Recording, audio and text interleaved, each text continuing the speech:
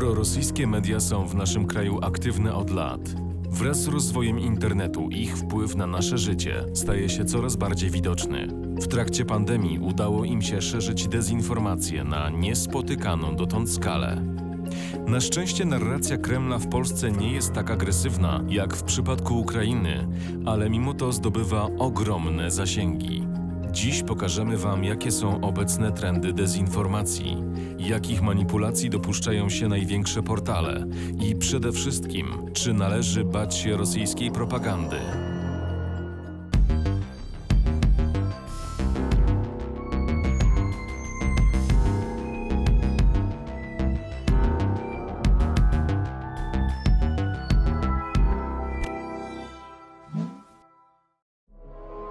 Sputnik jest rosyjskim państwowym medium informacyjno-propagandowym, sponsorowanym przez rząd Rosji, które działa w prawie 20 najpopularniejszych językach. Jego treści są o wiele bardziej wyważone niż nieoficjalna propaganda. Od czasu nielegalnej aneksji Krymu temat Ukrainy króluje w prorosyjskich mediach.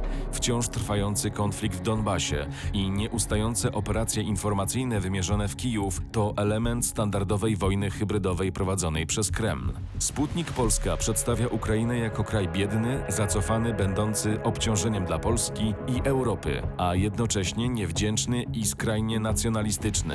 Wiadomości są tak dobierane, by uwidaczniać wszelkie patologie, korupcję i niekompetencje władz Ukrainy. W rzeczywistości natomiast mimo wielu wewnętrznych problemów i zewnętrznych zagrożeń, Ukraina jako kraj powoli się rozwija. Reformy gospodarcze wprowadzane po rewolucji w 2014 roku przyniosły pierwsze widoczne efekty w roku 2016 i do 2020 zapewniały wzrost PKB. Rządy Aleksandra Łukaszenki oraz przyjaźń białorusko-rosyjska są kwestiami często poruszanymi przez Sputnik Polska. Są to wiodące tematy od czasów masowych protestów ulicznych na Białorusi. Jako przykład posłużyć może artykuł na temat słów Swietłany Cichanouskiej.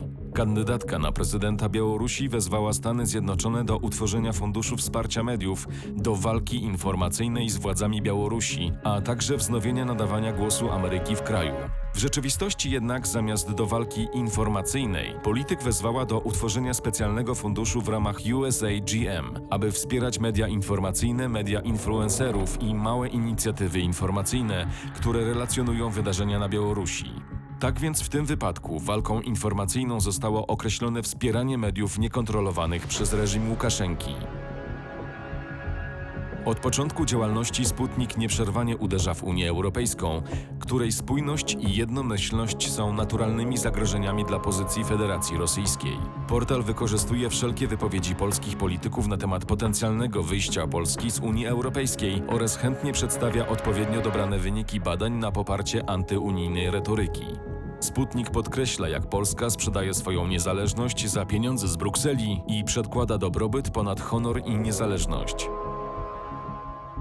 Niezależny dziennik polityczny jest wytworem rosyjskiej machiny dezinformacyjnej i od 2014 roku publikuje rosyjską propagandę. W przeciwieństwie do Sputnika, NDP dzięki anonimowości fikcyjnej redakcji może pozwolić sobie na całkowite preparowanie wiadomości i bezkarne szkalowanie dowolnych osób. Jednym z popularniejszych tematów są zmyślane od lat wiadomości o pijaństwie, agresji i bójkach amerykańskich żołnierzy. NDP fabrykuje ksenofobiczne wypowiedzi amerykańskich wojskowych rzekomo szkalujących Polaków. Zasadniczym celem NDP jest poróżnienie Polaków i Amerykanów oraz nastawienie polskiej opinii publicznej przeciw wojskom USA stacjonującym w kraju. Kolejnym znanym zagraniem NDP jest nagłaśnianie afer i zmyślanie wiadomości związanych z Wojskiem Polskim. Z artykułów dziennika wyłania się obraz polskiego oficera jako pijaka, brutala, damskiego boksera i przestępcy, a czasem nawet pedofila. Możemy tam znaleźć informacje o fatalnym stanie wojsk, korupcji, tchórzostwie i niekompetencji żołnierzy. Oczywiście wiadomości te bazują często na prawdziwych raportach o dalekim od ideału stanie polskiej armii, jednak NDP przedstawia wojsko jako skrajnie patologiczny twór tworzony przez przestępców. Tak jak w przypadku Sputnika, NDP mocno atakuje decyzje rządu i polityków Prawa i Sprawiedliwości. Według portalu przez działania partii rządzącej Polska ma stać się krajem imigrantów i obcych wojsk. Materiały NDP często bazują na prawdziwych aferach z obozu PiS, jednocześnie wplatając wątki pożądane przez stronę rosyjską. Wydźwięk artykułów dziennika przywodzi na myśl media opozycyjne, które ujawniają i piętnują patologię władz, jednak NDP wyraźnie kieruje wyłącznie pragmatyzm. Na portalu NDP możemy także natknąć się na wiele fake newsów poświęconych szczepieniom i pandemii COVID-19. Tego typu treści dobrze ilustruje przykład artykułu zatytułowanego „Przymusowe szczepienia – ustawa już jest”. Wprowadza on odbiorców w błąd, sugerując, że rząd wprowadził nowe regulacje, podczas gdy wspomniana ustawa obowiązuje w poruszanym przez NDP brzmieniu już od 2008 roku. Takie materiały to tylko wierzchołek góry lodowej rosyjskiej dezinformacji na temat pandemii, o której film możecie obejrzeć na naszym kanale. Przy okazji zapraszamy do zasubskrybowania, jeśli chcecie być na bieżąco z tematem fake newsów w naszym kraju. Rosyjskie operacje dezinformacyjne przeprowadzane są nagminnie za pomocą metod nielegalnych, takich jak cyberataki na państwową i prywatną infrastrukturę cyfrową. Coraz częściej obserwujemy również hybrydowe operacje wpływu. Działania hakerskie łączą się w nich z agresywną retoryką na nieoficjalnych kanałach oraz bardziej wyważoną propagandą w postaci artykułów prasowych. Krystyna Cymanowska była jedną z białoruskich reprezentantek na Igrzyskach Olimpijskich w Tokio. W wyniku błędu białoruskich władz sportowych dwie zawodniczki nie zostały dopuszczone do startu w sztafecie 4x400. Białoruscy działacze zadecydowali, iż Cymanowska ma wystartować w sztafecie za jedną z niedopuszczonych zawodniczek. Biegaczka otwarcie skrytykowała decyzję podjętą bez jej udziału, gdyż nie miała startować w tej konkurencji. Doprowadziło to do medialnej afery. Podstawową linią rosyjskiej narracji jest obarczenie Cymanowskiej winą za całe zajście. Miała strzelić focha, zamiast starać się pomóc koleżankom.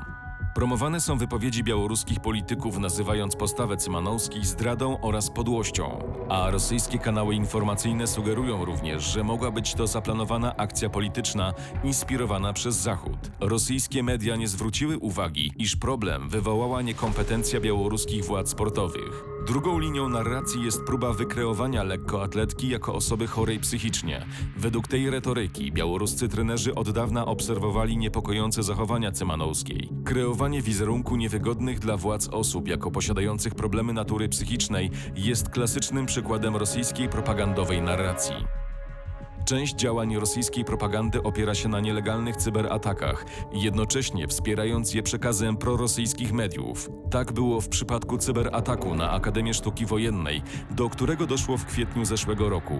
Według rzecznika ministra koordynatora służb specjalnych, Polska stała się celem złożonej operacji dezinformacyjnej, korespondującej z działaniami Rosji. Atak przeprowadzono w obszarze polityki militarnej Polski i relacji amerykańsko-polskiej. Nie udało się oficjalnie potwierdzić, iż za atakiem stała strona rosyjska, ale jest to scenariusz najbardziej prawdopodobny z uwagi na sposób prowadzenia operacji i zaangażowanie w nią fałszywych kont niezależnego dziennika politycznego.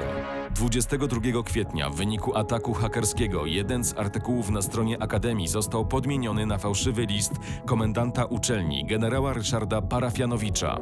Tekst krytykował polskie władze oraz nawoływał do zakończenia bezsensownej i szkodliwej współpracy z USA. Niemal w tym samym czasie artykuły na temat fałszywego listu pojawiły się w portalach lewy.pl, prawy.pl oraz ono24.info. Kolejnym krokiem było natychmiastowe i masowe kolportowanie fałszywych artykułów w mediach społecznościowych. Okazało się, że odpowiedzialne za rozpowszechnianie spreparowanych treści były konta fikcyjnych redaktorów niezależnego dziennika politycznego.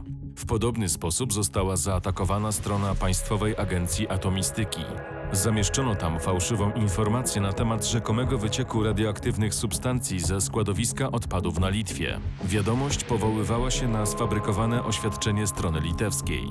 Informacje udostępniono m.in. na Twitterze z przejętego konta publicysty Marka Budzisza. Ten ciekawy przypadek ilustruje, jak w celu maksymalizacji zasięgów rosyjska propaganda łączy cyberataki z działaniami medialnymi i propagandą w mediach społecznościowych. W ostatnim czasie bardzo popularne stały się rosyjskie ataki typu hack and leak, Polegają na zdobyciu przez hakerów dostępu do danych wrażliwych, skrzynek mailowych polityków lub kompromitujących materiałów i publikacji ich w sieci, zwykle bez angażowania tradycyjnych mediów propagandowych. Te dopiero po pewnym czasie poruszają kwestie tego typu przecieków. Temat jest szczególnie gorący z uwagi na niedawne przecieki z korespondencji Michała Dworczyka. Ocena, czy za tego typu atakami stoją hakerzy sponsorowani lub inspirowani przez Kreml, jest trudna. Z uwagi na profesjonalną anonimizację takich działań, przez dłuższy czas po cyberatakach zwykle bazuje się jedynie na motywach sprawców, warstwie językowej fałszywych wiadomości i kanałach, jakimi przestępcy rozpowszechniali wykradzione informacje. ABW oraz SKW poinformowały, że dysponują informacjami o związku agresorów z rosyjskimi służbami specjalnymi. Za atakami ma stać grupa UNC 1151. Atak na pocztę Michała Dworczyka i wycieki jego korespondencji miały być elementem trwającej od 2 lat operacji Ghostwriter, której celem jest destabilizacja sytuacji politycznej w krajach Europy Środkowej. Eksperci Mandiant Solutions już w 2020 roku alarmowali, że rosyjskie służby przy wsparciu grupy hakerskiej UNC 1151 nasilają działania dezinformacyjne. Tegoroczna aktualizacja raportu wskazała, że elementem operacji były również ataki na konta polityków Zjednoczonej Prawicy. Mimo tych alarmujących doniesień nie udało się odpowiednio zabezpieczyć kont polityków. Czołowi polscy decydenci wciąż korzystają z niezabezpieczonych odpowiednio skrzynek komercyjnych. Zorganizowanie odpowiednich szkoleń z zakresu cyberbezpieczeństwa również nie spotyka się ze specjalnym zainteresowaniem ze strony posłów i senatorów. Trendy w intensyfikacji rosyjskich operacji informacyjnych wskazują na rosnącą przewagę działań niejawnych. Prosta propaganda, oficjalnie firmowana przez Kreml, nie trafia już do polskich odbiorców. Znacznie bardziej skuteczne okazują się działania hybrydowe, łączące ataki hakerskie z rozpowszechnianiem fałszywych artykułów na portalach informacyjnych, operacje całkowicie nielegalne, bazujące na metodzie hack and leak oraz masowa aktywność fałszywych profili w mediach społecznościowych. Działalność portali takich jak Sputnik czy Niezależny Dziennik Polityczny jest przede wszystkim punktem wyjścia do rozsiewania fałszywych informacji w mediach społecznościowych. Czy należy zatem bać się mitycznej rosyjskiej propagandy? Nie, na szczęście na terenie Polski wciąż nie jest ona tak szkodliwa jak w krajach bałtyckich, w Gruzji czy na Ukrainie. Świadomi odbiorcy powinni jednak zdawać sobie sprawę z jej istnienia i szczególnie uważnie weryfikować treści, podejrzanie wpisujące się w retorykę prorosyjską. W omawianych przez nas operacjach informacyjnych najczęściej chodziło o wywołanie strachu lub negatywnych emocji podsycających wojnę polsko-polską. Dolewanie oliwy do ognia debaty publicznej, radykalizacja nastrojów i destabilizacja bezpieczeństwa wewnętrznego to obecnie najskuteczniejszy oręż rosyjskiej propagandy. Jeśli chcecie być na bieżąco z obalanymi przez nas fake newsami, zapraszamy do obserwowania nas na Facebooku i subskrybowania naszego kanału. fakenews.pl. Prawda nie leży po środku.